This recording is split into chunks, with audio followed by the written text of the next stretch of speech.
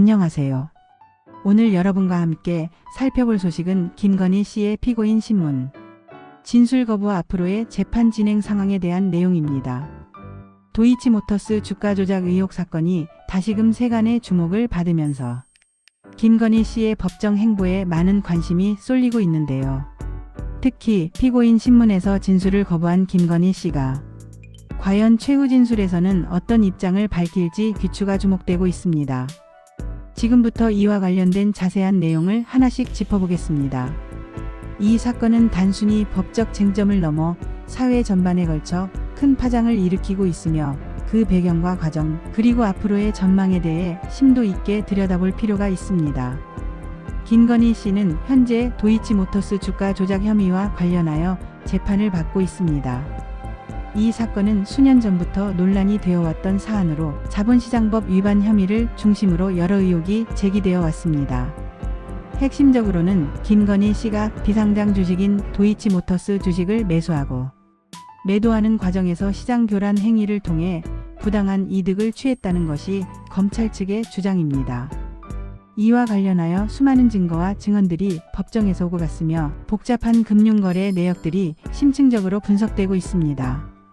최근 재판 과정에서 가장 큰 화제가 된 부분은 바로 김건희 씨가 피고인 신문 절차에서 진술을 전면 거부했다는 점입니다.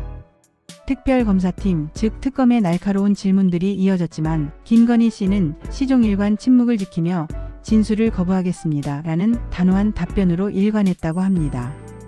이러한 진술 거부는 헌법상 보장된 피고인의 정당한 권리이지만 동시에 재판에 대한 국민적 의구심을 증폭시키는 요인이 되기도 합니다. 왜냐하면 많은 시민들은 피고인이 자신의 억울함을 해명하고 사실관계를 밝히는 과정을 통해 진실이 드러나기를 기대하기 때문입니다. 진술 거부가 이러한 기대에 부응하지 못하면서 다양한 해석과 논란을 낳고 있습니다.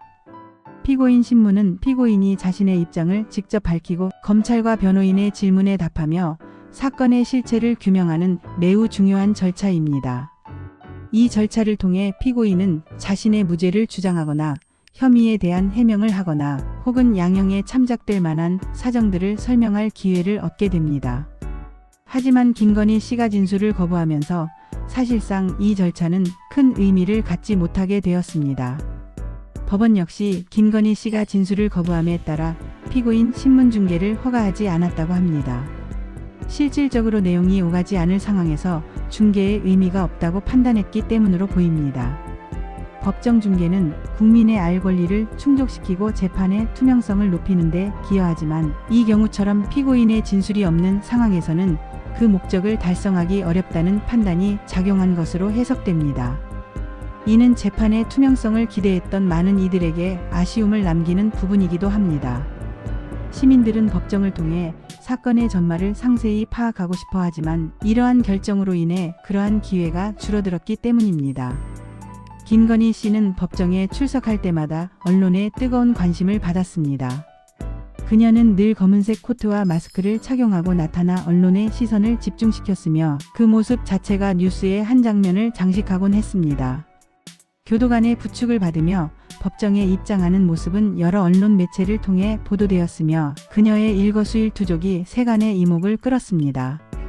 재판부는 공판 시작 전 법정 촬영을 일부 허가했지만 앞서 언급했듯이 재판 중계는 불허하여 재판의 상세한 진행 상황은 일반에 공개되지 않았습니다.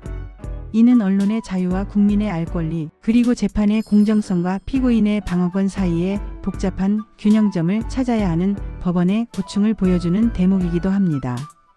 현재 김건희 씨에게 제기된 혐의는 자본시장법 위반 외에도 정치자금법 위반 등 여러 가지가 있습니다.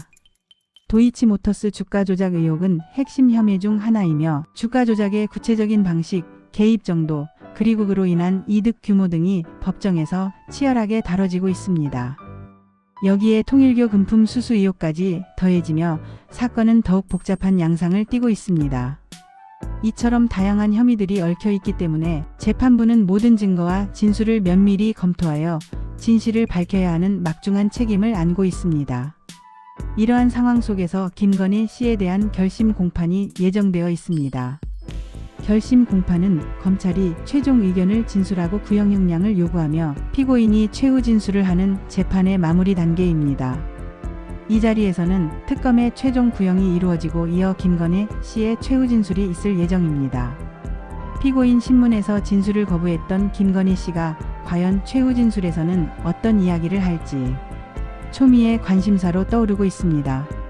최후 진술은 피고인이 자신의 혐의와 관련하여 법정에서 마지막으로 자신의 입장을 밝힐 수 있는 어쩌면 유일한 기회입니다. 이 자리에서 김건희 씨가 혐의를 인정하고 선처를 호소할지 아니면 무죄를 주장하며 억울함을 호소할지 혹은 지금까지 제기된 모든 의혹에 대해 명확한 해명을 내놓을지 많은 이들이 촉각을 곤두세우고 있습니다. 그녀의 최후 진술은 재판부의 판단뿐만 아니라 국민 여론에도 상당한 영향을 미칠 것으로 예상됩니다. 재판부는 추가 증인 신문을 진행하지 않기로 결정하면서 결심 공판이 예정대로 진행될 가능성이 커졌습니다. 이는 재판이 장기화되는 것을 막고 신속하게 다음 단계로 넘어가겠다는 재판부의 의지로 해석될 수 있습니다. 길어지는 재판은 사회적 비용을 증가시키고 피고인과 검찰 모두에게 부담을 주기 때문에 재판부로서는 효율적인 진행을 고려했을 것입니다. 하지만 한편으로는 도이치모터스 주가 조작 의혹의 또 다른 핵심 관련자로 지목된 이모 씨에 대한 증인 신문 진행 여부에 따라 결심 공판 일정이 미뤄질 가능성도 여전히 남아있다는 관측도 있습니다. 만약 이모 씨의 진술이 사건의 진실을 규명하는데 결정적인 역할을 할 수 있다고 판단된다면 재판부의 재량에 따라 추가 신문이 이루어지고 그로 인해 일정이 변경될 수도 있기 때문입니다.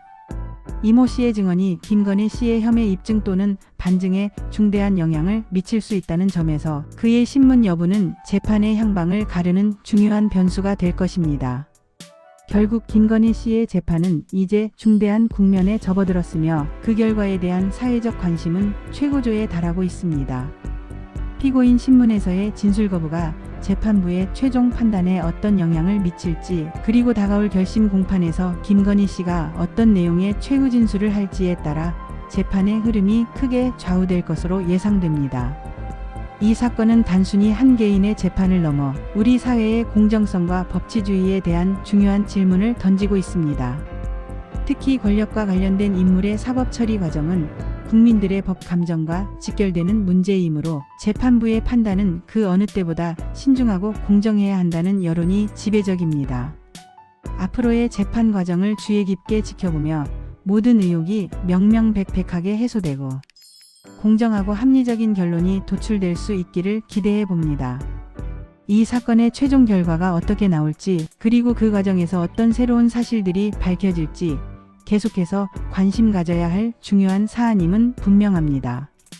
법원의 판결이 우리 사회에 미칠 영향과 앞으로의 파장을 예측하며 모든 국민이 납득할 수 있는 결론이 나오기를 간절히 바랍니다. 감사합니다.